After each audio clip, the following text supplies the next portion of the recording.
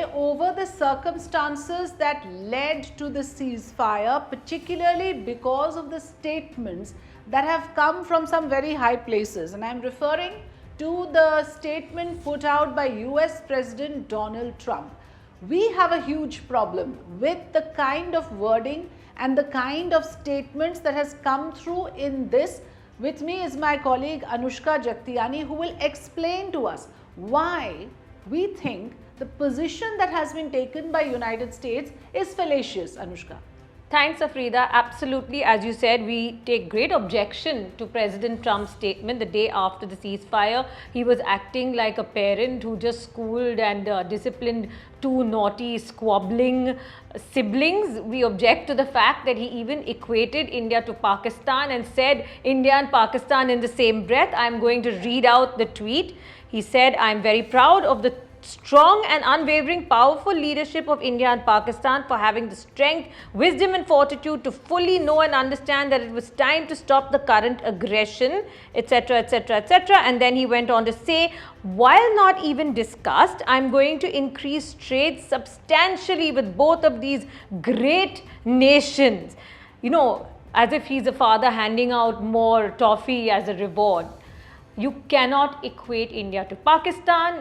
We are going to be the fourth largest economy in the world in 2025. Pakistan, as we know, is a state that sponsors terrorism. We have full evidence of that. How can you equate the two in this situation? Yeah, it's not like we are squabbling, you know, siblings, like sibling rivalry or something, which Trump has made it sound, infantilizing us. And I'll explain further why we take objection to this.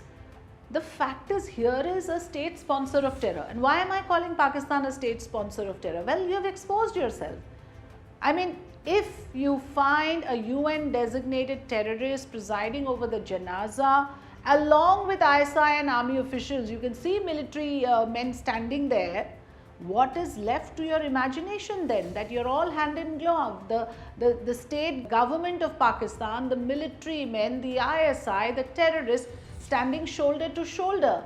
So there's no greater indictment of the fact that here are a bunch of people who share the same ideology. The army chief, Anushka, made such a divisive speech where he literally exhorted, you know, a sort of a Hindu-Muslim rivalry.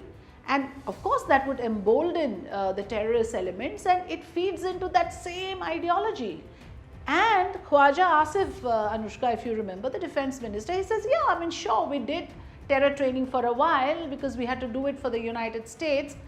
A tacit admission, I would say. Yes, very casually admitted that. And as you said, there's enough evidence. I mean, don't forget that Osama bin Laden was hunted down in Pakistan, for God's sake. Yeah. Hafiz Saeed, you know, the chief of LET is given state ISI protection in Pakistan. I mean, what other evidence do we need? The world has to know that India is not guilty in this episode. Yeah. We struck terror camps and terror infrastructure, exactly what the US did when they hunted down Osama bin Laden. How do you equate the two of us?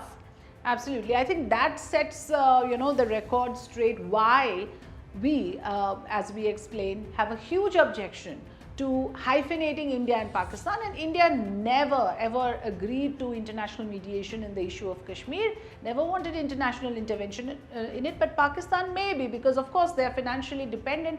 It suits them to have US in the mix, not us, because we are a sovereign nation capable of taking independent decisions. Thanks, Anushka, for joining. Thank you, Afrida.